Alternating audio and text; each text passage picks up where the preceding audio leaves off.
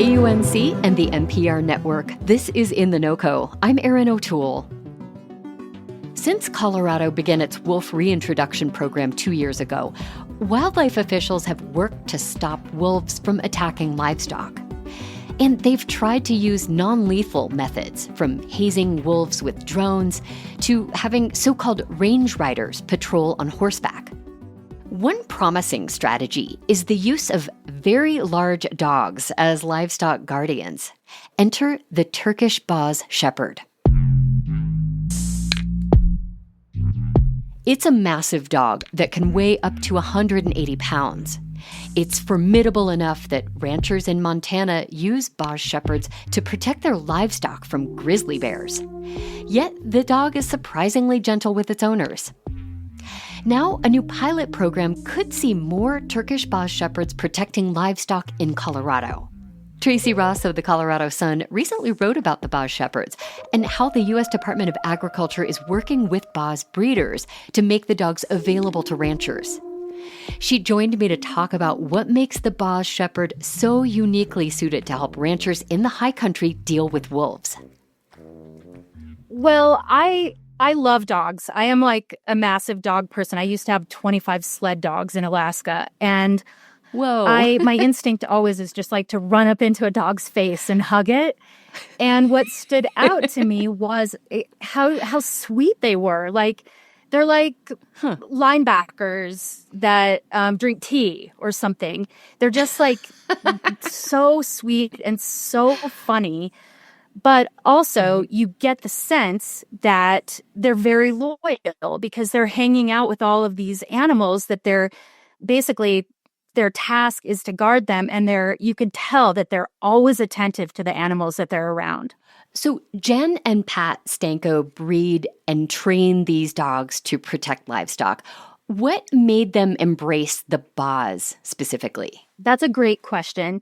So Pat grew up on the ranch that they live on now outside of Steamboat. It's a 120-year-old ranch, one of these incredible legacy ranches. And Jan told me that in one night, 3 black bears came onto the property. And so she started researching all kinds of livestock guardian dogs. There are several breeds out there. And she landed on the Boz when she realized and learned that they were just these loyal, loving, very gentle animals with children, as you said, because she had a small child at the time and had to make sure that she was going to get a dog that was going to be really gentle with her kid.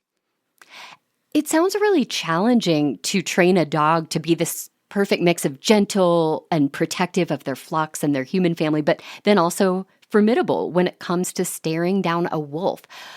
Just briefly, what is the training process for a Boz?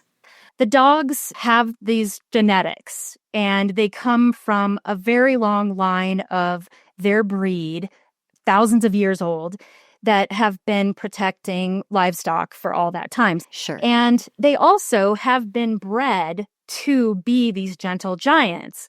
So Jan told me that basically what she's been doing is she'll have a litter of puppies, and she'll also have calves or lambs, and she'll put the pups in pens with the calves or lambs. Okay. And it's like the cutest thing you can possibly imagine. Mm-hmm. And the puppies will just bond to these little baby livestock. And then that instinct kicks in when it needs to. Do they have any plans to set up a live cam so I can watch this? Because that sounds amazing, Tracy. You wrote about how a livestock guardian dog needs to be intimidating to wolves, but not too aggressive, because that can get the dog and the wolf killed. What makes a Turkish Boz well-suited to striking that balance?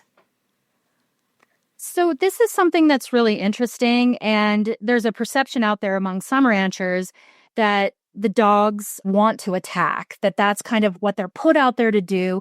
But what Jan told me is that that's not the case with these dogs. They're very, very good at sort of holding back as long as they can, but giving these like different signals to wolves, these loud barks. You can imagine there's 4 or 5 of them and they're a pack. and they're really loud and they're really intimidating in size. And they're also scent marking around their herds that they're protecting. And all of those things are sending messages to predators, wolves included. Don't come over here. If you do, you're going to get your bleep kicked.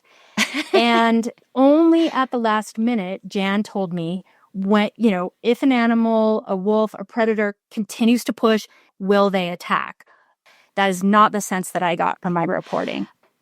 Many ranchers like the idea of dogs protecting their herds from wolves, but as you mentioned, they don't have the time or the knowledge to train a dog.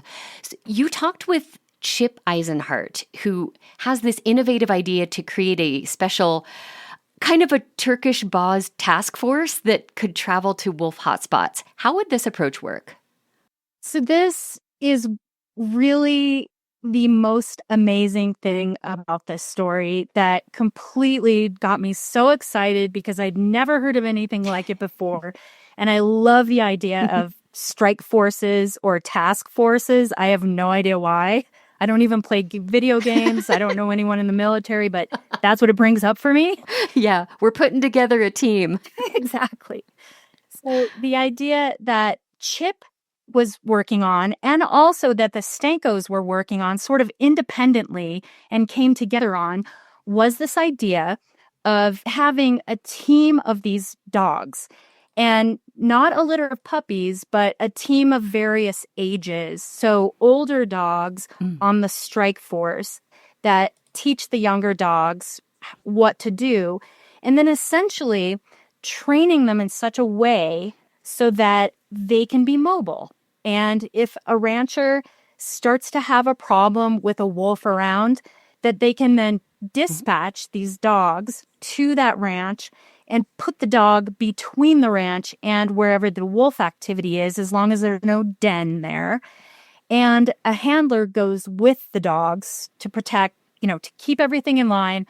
But essentially, you get this big force of dogs out there, again, loud, marking their scent, doing all the stuff that they do on their own ranch. And the idea is the wolves are going to be like, oh no, I'm out of here. And then the rancher doesn't have to take on the responsibility, the payment for food, all of those things that are turning some of them off of the idea. Amazing. Rent a Boz.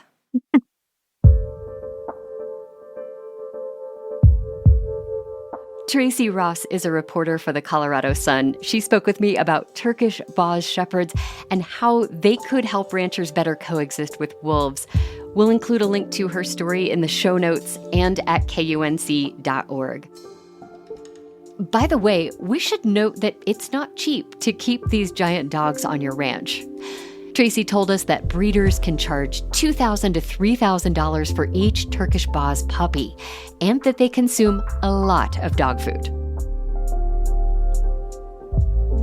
That's it today for In The NoCo. I'm Erin O'Toole. Thanks so much for listening.